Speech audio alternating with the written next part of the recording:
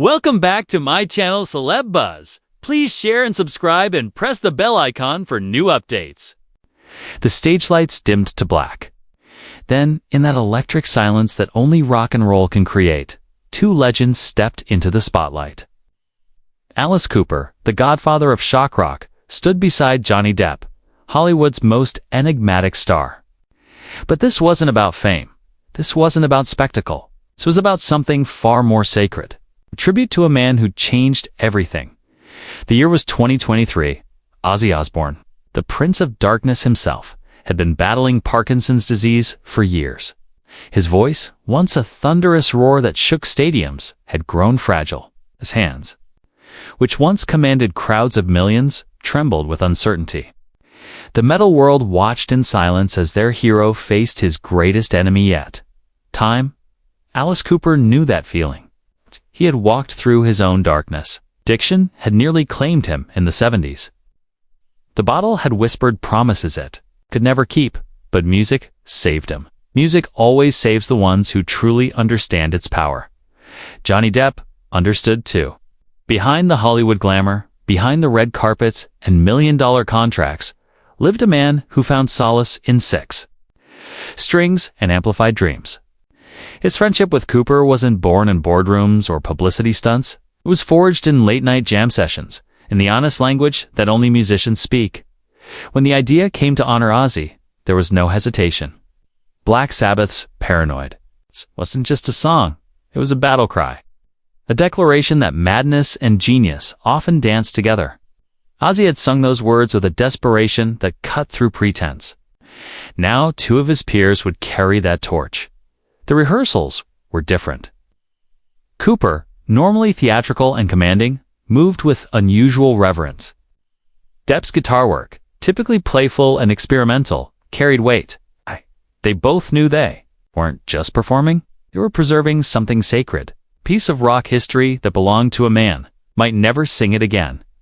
The night of the performance arrived like a storm.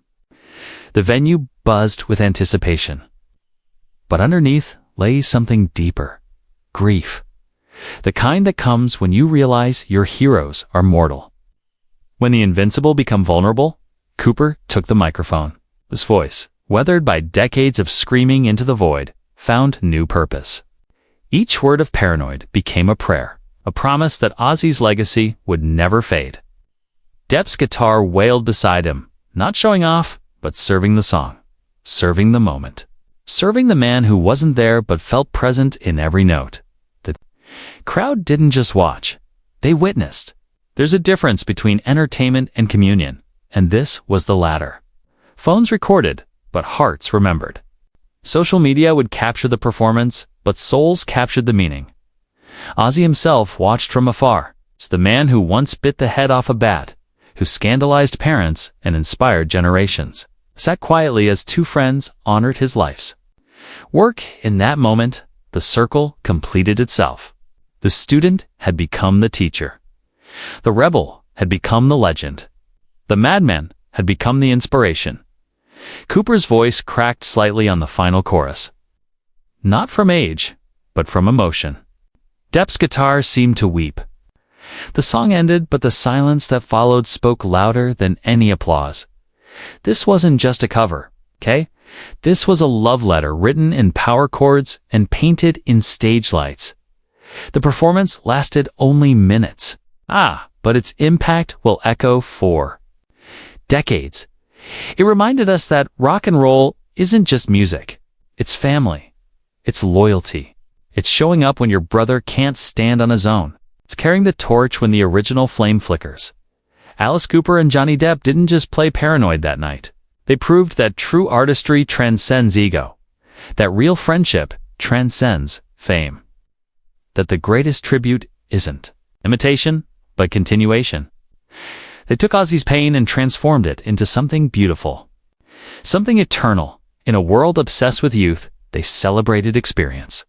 In an industry built on competition, they chose collaboration. In a moment that could have been about them, they made it about him, about the man who taught them that. Madness and genius aren't opposites. They're dance partners. The performance ended, but the story continues. Somewhere, a young musician watched that tribute and felt inspired. Somewhere, an aging rocker remembered why they picked up their first guitar. Somewhere, Ozzy Osbourne smiled, knowing his music would outlive his voice. This is what legacy looks like. It's not in awards or accolades, but in the moment when your peers become your protectors, when your friends become your voice, when your influence just becomes immortal. The ripples of that performance spread far beyond the venue walls. In living rooms across the world, aging metalheads felt their hearts skip a beat. They remembered their first Black Sabbath album, The Way Paranoid Had Spoken. To their teenage angst, how Ozzy's voice had given permission to feel different, to be different. Cooper understood this power intimately. He had spent decades crafting personas, building theatrical worlds where outcasts could find home. But that night, he stripped away the makeup and the props. He stood as Vincent Damon Furnier, the Preachers, son from Detroit who had found salvation in 3 chords and the truth. His voice carried decades of experience, every note seasoned by triumph and failure in equal measure. Depp's guitar told its own story. Each bend of the strings spoke of late nights in dive bars, of dreams deferred and passions pursued. His Hollywood success had never dimmed his love for music. If anything, it had deepened it. Fame had taught him that applause fades, but art endures. That night, his guitar wasn't an accessory to his celebrity. It was his confession, his prayer. His gift to a man who had shown him that vulnerability and strength could coexist. The song choice itself carried profound meaning. Paranoid wasn't just Black Sabbath's biggest hit. It was their most honest moment. It was written in 20 minutes, born from genuine anxiety and fear. It had become an anthem for everyone who had ever felt like an outsider. Ozzy had sung it thousands of times, but it never lost its raw edge, its desperate honesty now. As Cooper's voice navigated those familiar lyrics, each word carried new weight. Finished with my woman 'cause she couldn't help me with my mind. The line that once spoke of romantic frustration now felt like a meditation on isolation, on the loneliness that comes with being misunderstood. It's on the search for connection in a world that often feels hostile to authenticity. Depp's guitar work painted colors between the words. Where Ozzy's original had been urgent and frantic, this version breathed with contemplation. The tempo remained faithful, but the emotion had evolved. It was no longer the paranoia of youth. It was the wisdom of experience, the understanding. That comes from surviving your own darkness. The audience felt this transformation. They weren't just hearing a cover. They were witnessing an evolution. A song being reborn through the lens of friendship and respect. Some wiped away tears they didn't expect to shed. Others closed their eyes and let the music transport them to their own moments of musical awakening.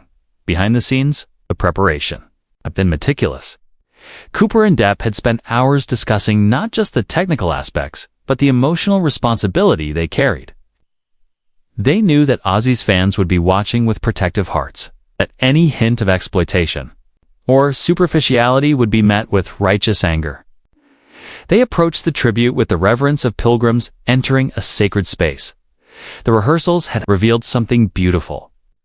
Despite their different backgrounds, Cooper and Depp shared a common language. It's a language of musicians who had found their identity through sound. Cooper's theatrical background and Depp's cinematic sensibilities merged into something greater than the sum of their parts. They weren't trying to recreate the original, but were honoring it by making it their own. As the final notes faded that night, something shifted in the rock and roll universe. A torch had been passed, not through ceremony or declaration, but through action. Through the simple act of showing up, caring enough to get it right, of understanding that some songs are too important to let die. The performance became more than entertainment, became documentation. Proof that rock and roll's greatest strength isn't its rebellion, but its community. That beneath the leather and the attitude lies something tender, something human, something that connects us all to our deepest truths. Ozzy's influence on both men was undeniable. Cooper had walked similar paths of excess and redemption. He understood the weight of being labeled dangerous, the responsibility of channeling darkness into art. Depp had found in rock music an escape from the pressures of fame, It's a reminder that authenticity matters more than image. That night, they gave back to the man who had given them so much. Not through charity or grand gestures, but through the most honest currency musicians possess: their talent, their time, their hearts. The performance will live forever in digital archives, but its true impact lives in the hearts of those who witnessed it, of the young musicians who saw that respect and friendship matter more than ego, and the aging rockers who remembered why they fell in love with music in the first place, and the fans who realized that their heroes are human and that humanity makes their heroism even more meaningful. This is how legends honor legends, not with speeches or ceremonies, but with music. With the understanding that the greatest tribute is continuation, that the highest form of respect is keeping the flame burning when the original fire grows dim.